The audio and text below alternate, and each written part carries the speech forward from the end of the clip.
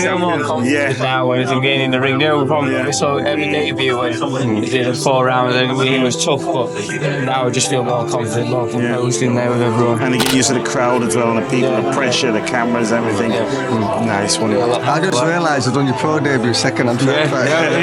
Yeah, the improvements they're making as a team and the maturity showing and responsiveness to his corner, to my voice ringside. Yeah, everything, every box right now that needs to be ticked is ticked. They're not really getting caught with anything. 13th and final rounds, already becoming one of my favourite fights to watch. Definitely. Brings entertainment, lovely person. I've only got one question though. You're going to have to stop arm punching, mate. You have to start putting your hips through them shots. Yeah, I know. He's started putting a bit. He's got to get back in the gym. Get back in the gym and get back into your footwork, lad. You know what I mean? Turn that hip in, you know what I mean? You're going to have to get him out in the first round. Yeah, you'll have to start going to that body a little bit better. You know what I mean? Throw some windmills as well. But that right uppercut, like, you're missing that for the mile away. Your timing and precision accuracy is bang on. It's coming. You're like a world champion. I feel more confident now when I'm getting in the ring. We saw every debut when he did a 4 rounds and he was tough, but now I just feel more confident, more composed in there with everyone. And you get used to the crowd as well, and the people, the pressure, the cameras, everything. Nice one. I just realised I've done your pro debut second and third fight. You missed the first one, but I didn't miss the first one. But I watched it. I've seen it all from start to finish. From the start. You're learning each fight. You're getting a little bit better, times get a little bit better. The first fight you were a little bit eager. Yeah. Second fight, punch selection was good, listening to corner. But tonight you put it all together. Yeah. Well done. And he was a good opponent. Yeah, he was. It was. I was expecting him to be more durable, really. I thought I was going to get a few rounds in tonight, but it was. It is what it is. Yeah, but what you did, you were starting to work the body. Yeah. Some people wouldn't do that. They go for head-hunting all the time. You work the body, you broke that down, which you did it a professional way, and then chopped the tree down, and then it fell. Yeah, there you go. Yeah. Before I was stood for the ring walk, Mick Collins said to me, he says, "Look, just wait for him. He'll open up, start the body, then get the uppercuts in." That's what we did, and that's what came. So. Yeah, I was watching Dalton in the corner. Not Dalton. Mick. Yeah. And he knocked him down, and he was signaling uppercut, wasn't he? Yeah. Go for that uppercut. Said, it was good. And then he didn't chuck it uppercut, he chucked the right hand. That left hook was good that you hit him with. I liked how you doubled it up. You went left hook to the body and come straight back up to the head. And I'm naturally left-handed. It's a Mike Tyson move, that. Yeah, I'm naturally. It's a Mike Tyson move. Hit the body, boom, straight it. That it's a Mike Tyson move, that. Did you like watching him? Oh, I love watching Mike Tyson. Yeah, man. The combination, what he throws. I watched him this morning. There you go. I was just watching. Which fight did he watch? The one where he threw the body shot and uppercut? The Frank Bruno one? Yeah, that's it. Boom, straight off. That's fine. You ever seen Ricky Hatton box? Yeah, I ain't seen him box, but I've seen him on television. You've seen a lot. You've seen some footage. I could see that you've seen footage of Ricky Hatton. Yeah, I used to Ricky Hatton, Mike Tyson when I was younger. Dad used to show me all the fights. You just know that them shots. They're the ones you want. Yeah, definitely. I like your jab though as well, because you time the jab really well. You put enough on it that the opponent don't walk through it, but it's measured enough that you can get to the body and come with the hooks. Do you know what I mean? Bring it back, The fight before you, I wish he'd have done a similar thing. And because he had a shorter opponent. A short opponent. You want to be like touching the body up real quick. It's down to experience with that other fight anyway. It's down to experience. He's not experienced enough, you know what I mean? But he'll get that. But you look like this fight here, you look like someone who has far more experience than 3 fights. And I'm going to put that down to the sparring you've been getting. You've been getting good sparring, haven't you? Brilliant sparring. This can be sparring Brandon Doherty's fighting for the British tomorrow. Mick Conlon, and just like in the gym when Sonny was boxing, I used to go sparring Sonny twice a week, once a week, and then after. But it's like you do the sparring after, you sit down inside the ring and talk about sparring and things. And that's where you learn a lot as well. What they saw sets us out. You're in a good camp there. You're in a good camp. We were down there, interviewed Dalton and Junaid about 4 weeks ago. 4 weeks. And when we go in there, we're really proud of that gym because we come from Bendon Ingalls, and obviously we can see the influence on that gym. The lines and the movement and the circles. And then every time I go there and see Liam Campbell, I just laugh. He doesn't say jail. Does it make you laugh? Oh, he's hilarious. Isn't it? Go on, do it again. Do it. You got to keep your hands up when you fight, like. Just so chill, relaxed. Yeah, he's just laid back, mate. Oh yeah, But he shoots his mate all the time. He's got to stop. Gun. He's got to stop. With that pellet gun, that poor kid. That poor kid must get some stick to be fair, doesn't he? He must be black and blue. Did you see when he was shadowboxing in the kitchen the other day? Yeah, and He's best post he's done recently, Liam, is when he got the ice bath. Did you see that? Oh yeah. He's a funny guy, man. It's not that hard. I get an ice bath every day, minus one. It's all right, It's not hard. You get the ice bath yet? No, I don't get in there. I feel cold too much. I'd be worse than him. I think I got in an ice bath. No, he gets in it, you know. Yeah, he gets in it. Yeah, you get in it. It was snowing, and the man on the balcony in his ice bath. I tell you what, I'm going to show you after. -4, I get in -4, he got it with his woolly hat on. So I couldn't do that. I don't even make a noise. I just get in there like it's nothing. Do you know what I mean? Oh no, I'm outside all day, but I'm always wrapped up. Hat on. But you're strong. I can see you doing some proper work, and you can see through your boxing now. The farm work has helped you. Oh, it's paid off, mate. Rocky work there, isn't it? Yeah, it is. You know what I mean? Rocky when he goes pulling a cart, man, just by yourself. Yeah. It's good. When we launch season 5 of our podcast, Johnny Nelson's joining us for season 5. Want to get you on with Johnny? And we'll sit down. We'll take a whole hour. We'll map out. Bring some beef with you. Bring a cow. We'll chop it up and cook it. You're giving I We'll be able to sort it out.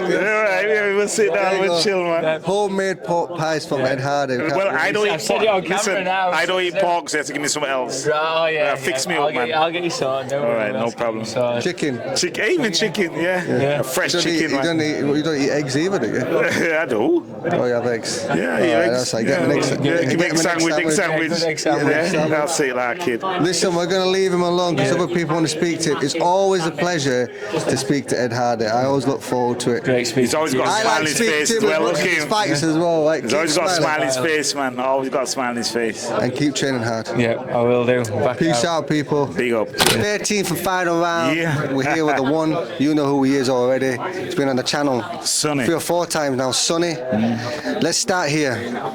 Let's make it about your boy Ed Hardy. That was an excellent mature performance.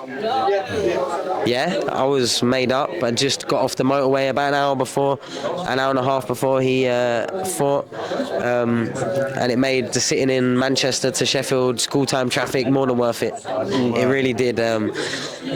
Very mature. He's developing at a rate that I probably weren't expecting him to. He was a very good fighter. I've sparred him for years in my career, and then he came with me and came with Lee Eaton, and he joined Pierce Goodjohn, who's my trainer's assistant coach, second trainer in the gym, Thomas Somber's coach, Brandon Scott's coach, and the improvements they're making as a team and the maturity showing and the responsiveness to his corner, to my voice ringside. Every box right now that needs to be ticked is ticked. He's not really getting caught with anything clean. He's taking away and making them miss when they do throw. He's touching the target to find the range. The moment they make a mistake or miss a shot, then he's bursting on them viciously, savagely. And the moment he's got his work and they look like they're ready to throw, then he's coming back. Do you know what I mean? And I think, he's doing everything that's asked of him. He's learning greatly. He's physically quite impressive as well, I think. Like that kid, the one his last fight had never been stopped as a journeyman in 30 losses or something. And Ed was the first one, fought some good names on there as well. And Ed's a young kid. I thought we might have had to have the training wheels on a little bit more of him before he had his debut. But then he had a year where he's sorting out all his medicals and his licensing stuff. It took a bit longer than we wanted it to, but he had a year training the Steel City Gym with Pierce Goodjohn, joining my camps a couple of times. Travelling away Tenerife for me, whatnot, and he managed to really mature in that year to the point he was really ready for the pros when he went. So the moment he's touched the water, he's just been like a duck to it, to be honest, and it seems so easy for him.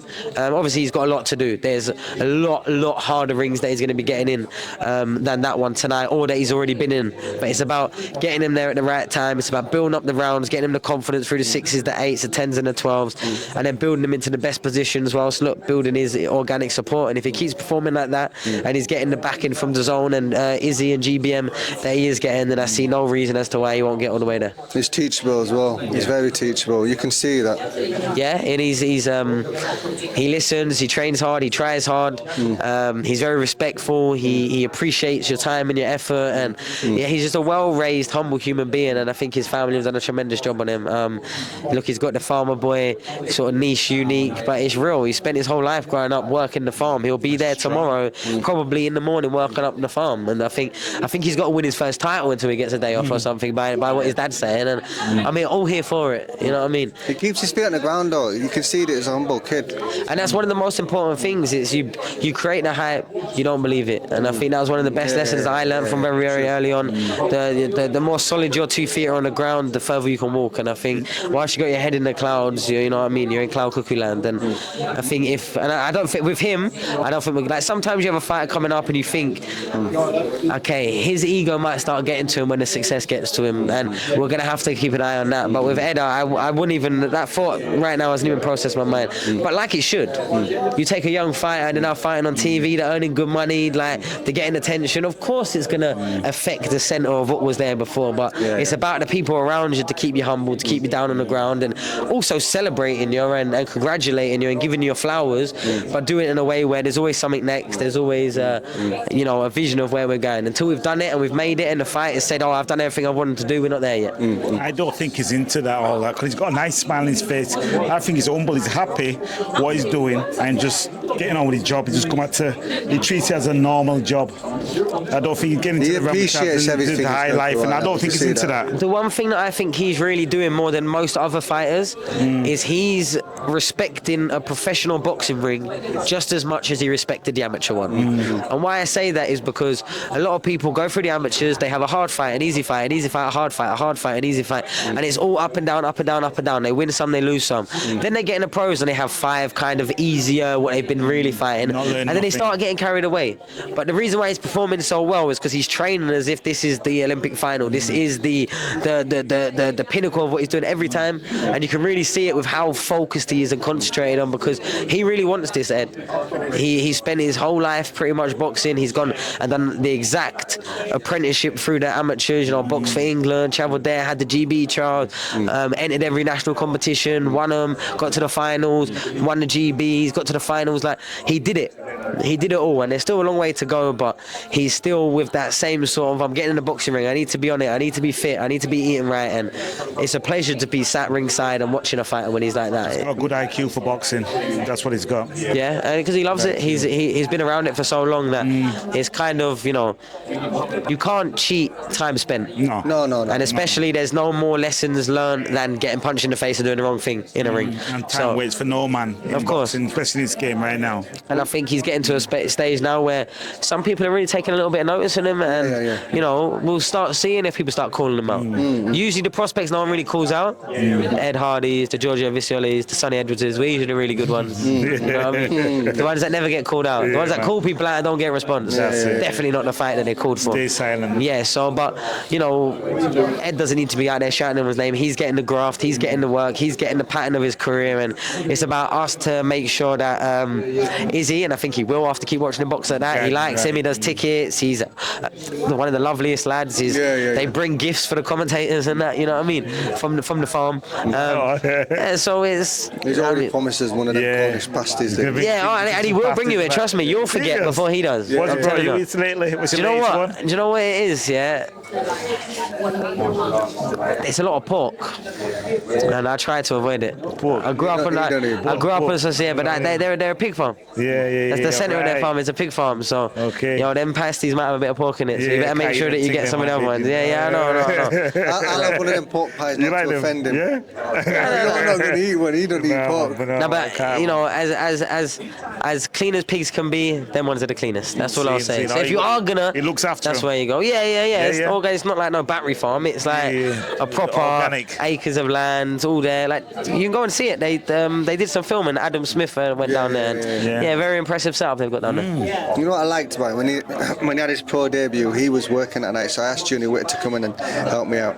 And Junior was giving him some feedback on his his first fight and stuff, but he was literally just taking all in. And when the camera went off, he said, "Do you mind if you go through that again with me?" And then I just let him have 10 minutes. And what a boxing brain and what a legend Junior Witter was. Unfortunately, for the general fighter fans that didn't really get to grab onto his career, what a fighter he was. And coming from a person that really genuinely has a lot of love for Ricky Hatton, but what a shame we never saw that fight, because everyone from Sheffield knows who they were backed in that fight. You know what I mean? I was in a tricky situation, right? So I was living with Junior at one point. I lived with Junior for 6 years. People get Junior wrong. They think he's arrogant. He's an introvert. Yeah. He doesn't say out. I've got a lot of time for Junior. A lot of time. Shout out Junior. He speaks a lot now. Funny enough, he speaks a lot now, but when he boxed, he couldn't get a word out of him. Focus on his craft. You couldn't get a word out of him, but there was a funny bit where I was training with Ricky in Manchester and living with Junior. Well, I'm trying to make that fight. You're the reason why we didn't get the fight? No, I didn't. Yeah. All I'm saying is, you see, I promise you, and people from boxing inside under the hood would know this. If I was in your position, that fight would have happened. You'd have been making it. No. The seeds would have been set. It might have taken 12, 18, 24 months. That fight would happen. If I was in your spot, training with him and living with him, that fight would happen. I promise. Listen, this guy after boxing will still have a career in boxing. I'm after boxing. This is after boxing. No, but you. I'm finished. I'm finished. I finished boxing. Do the promoting. I left that in 2024. A long term goal. I'd love to touch on that side of the sport. And I think, I can't lie. Me sat at the top of the press conference tables would start sending people's heads west. Because one thing about me, no one ever really comes for me. No one ever really wants an argument. Because not only will I out argue them, I make them look silly in the process. And me, I don't take myself too seriously. So they can get me with whatever they can get me with, and it's going to make me laugh. Sharp, innit? But it's going to make me laugh. If they get me something that I think, it makes me laugh, and then I just be even more of a dickhead. I just take off the lid then. But I would love to do that side of things. But bit by bit, brick by brick. Enjoy it. Take your time. And maybe, who knows, I build up the management so far that eventually I've got all of these fighters that I have to put on my own shows to get them out. So, bit by bit, right now, working alongside all the other promoters, and it's a great time for British boxing with the likes of Matchroom, Queensbury. You got Sky, you got Channel 5 with Wasserman and Sauerlands, and there's so much more. Look at who we're here right now, Izzy, GBM. There is so many more, and it's a great time to sort of be involved and keep trying to connect the good fighters to the good opportunities, as I try to do. You're a busy man, aren't you? Because I've overheard you've been driving all over the place. Where have you been? So no, to be fair, I was only in Manchester yesterday and then back today. But I'm here today. I'm gone tomorrow to Scotland. That's a 4.5 hour drive. And then from Brandon Day, British title fight, a fighter that I manage, a fighter that I came through the amateurs with, has been blocked from great opportunities and great career that he probably should have had by now because of discrepancies with people that was managing, whatever, politics, man. Without going too much deep into that, that'll be his story to tell. Do you drive? I drive, man. All the way? All the way, man. Driver, man. I drive, bro, as well. I get anyone driving. So tomorrow, like I said, we're gonna get up. We're gonna go a 4.5 hour drive, and then at 6 a.m. in the morning, it's a 7.5 hour drive from Scotland to Essex for a 4-rounder Thomas & Somers comeback fight. Wow. But See that? real fighters only, real friends only. You know what I mean? We get there. We get there and we get about. Dedicated. Mileage in the car, no expenses to Arsenal, no one, but we'll make it there anyway. We'll make it. Yeah, man. Listen, normally in these interviews I have to do most of the talking, but I love it because he give me a big. It's him off TV now. That's me, innit? Yeah. I'm off TV. You're used to us now. I'm off TV now, so I'm used to, you know what I mean? The camera in my face, it's my forte at this point. Just make sure the next time we're on Instagram and it makes suggestions of people to follow, you suggest the right people. Yeah, make sure. I don't know which one it was, but my girlfriend got followed, didn't it? So I had to put a couple of headlocks and that, but we all sorted out. We sorted now. We've got an understanding between us. We've got an understanding. We'll leave it there. Listen, guys. Peace out. Peace. 13th and final round. Hit the button and subscribe to him today.